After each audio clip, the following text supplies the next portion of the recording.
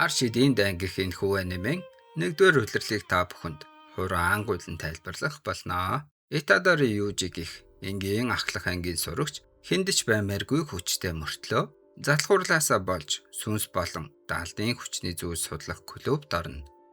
Хөөрхийн өвөөнд эмнэлэгт хэвцсэн байх бөгөөд өвөөнд түүнд хүчтэй юм бол хүмүүс тусдаж бай гэж захина. За тэгээд тэр клубт орсноос болж амьдрал нь бүр мөсөн өөрчлөгдөх болно. Өвөөгийнхөө хэлснээр хүн тусал гэсэн үгсийг санаж сургууль дээрээ байх найз болон шин танилаа аврахаар шидэж санамсаргүй байдлаар Сукунагийн хураг залгих болно. Ингэснээр түүхэн дэх хар шидийн хамгийн хүчрхэг нэгэн хараалуудын хаан Ремин Сукуна түүний биеийг эзэмших болно. Тэр үед сургуулийн хараалыг устгахаар ирсэн Мегуми болон орчин үеийн хамгийн хүчрхэг шидсэн Гожо Сатору хоёртой уулзах болно. Итадори хураг залгисан ч бие удирдах чадвараа хадгалж чадсан нь маш ховор тохиолдол байна. Дээд удирдлагууд түүнийг аюултай гэж үзэн устгахыг хүснэ. Гэвч Гожо түүнд бүх хураг идүүлж Сукунагийн сав болгож байгаад сүүлд нь түүнийг цаацлахаар шийднэ. Түүний дараа Токиогийн хар шидийн сургуульд эсэж хараалуудтай тэмцдэг шиддэнгүүдийн нэг болно. Гожогийн удирдлаг дор Итадори шинэ хүчээ удирдах сурч олон аюултай дайсантай тулгарна. Тэр Мегуми Нобора нартай хамт Жого Ханами Михито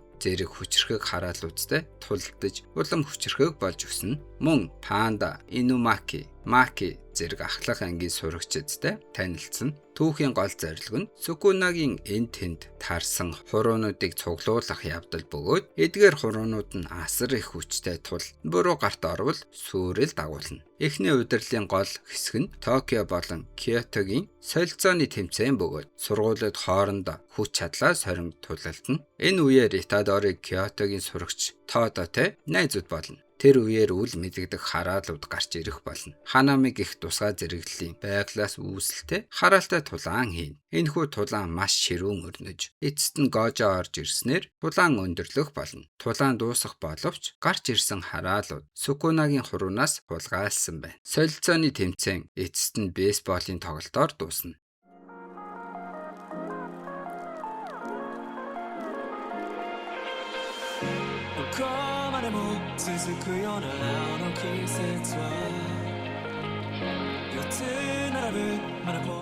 Хоёрдугаар улирлалд Гожогийн өнгөрсөн гарах бөгөөд олон жилийн өмнө Гожо Сатору болон Гето Сукуру хоёр хамгийн хүчтэй хос ангуучид байсан.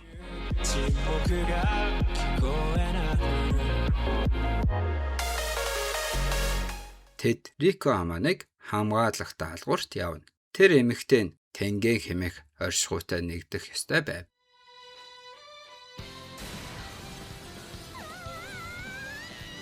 Гэвч хараалын шид ашигладаггүй алуурчин Тожи Фушиго руу гарч ирээд Гожо Гето хоёрыг ялж Риког хөнөөн.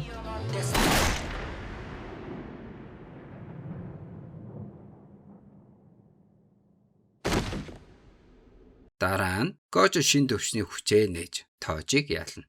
Тожи өхөхдөө Мегуми хүүгээ захих болно. Not really. You just look like him is all. Харин энэ басан явдал Гетогийн үзэл бодлыг эвдэж тэр замаасаа хазаах болно. Эцэст нь гэмт хэрэгтэн болно.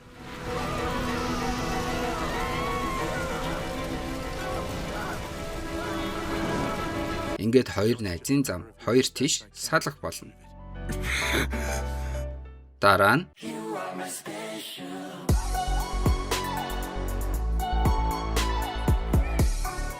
Шибуя дахь хэрэг болох бөгөөд одоогийн цаг буюу 2018 оны 10 сарын 31-нд Шибуяд хүмүүсийг хорж Гожог өрхөнд оруулна. Гожо ганцаараа асар их хүч үзүүлсэн ч эцэст нь битүүмжлэгдэнэ.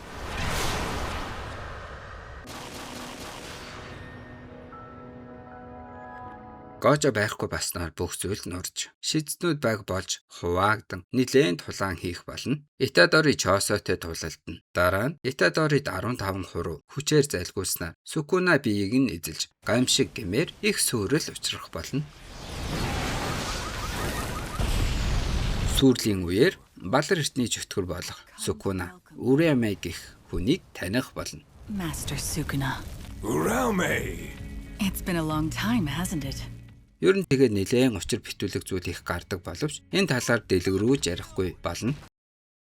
Махито гэгч өтгөрт Нанами болон Нобора хоёрыг өгөхийг харсан Итодори үнэхээр их сэтгэлээр ундаг. Гэвч тоодоо ирж түүнийг дахин босгож хамтдаа Махитог ялна. Гэвч эмх замбраагүй байдал ингээд дуссангүй. Махито Гето залгиж Чосо Итодорийг дүүгээ гэж ойлгоод хамгаална.